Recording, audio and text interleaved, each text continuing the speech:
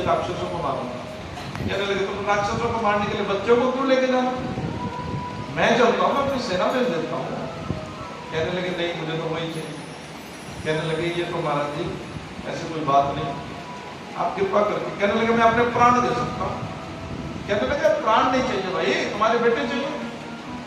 अब थोड़ा वाद विवाद हो गया इस बात की। इतने में वशिष्ठ मुनि भी आए।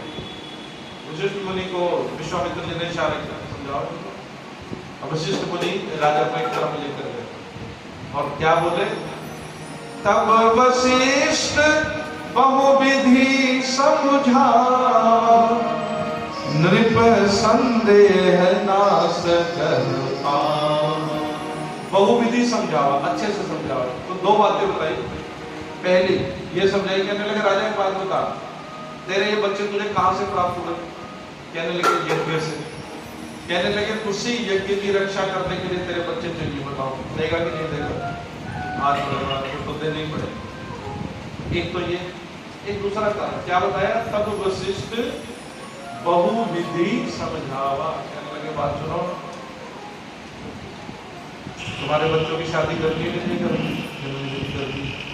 कहने लगे तो बहुविधि शब्द, बहुविधि, ये बहु मिलने की विधि है। तुम इनके साथ भेजोगे तो मैं बहु मिलेगी साथ में, इसलिए भेजो।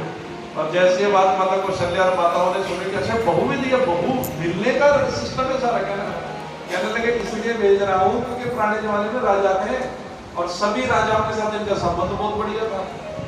किसी ना किसी राजा की बेटी तुम्हारे लिए देख रखी होगी, इसलिए बहुविधि की बता रहा हूँ। तुम तो जाओ और इनको भेजो। अंदर राजा दशरथ ने बड़ी मुश्किल से इनको भेजा।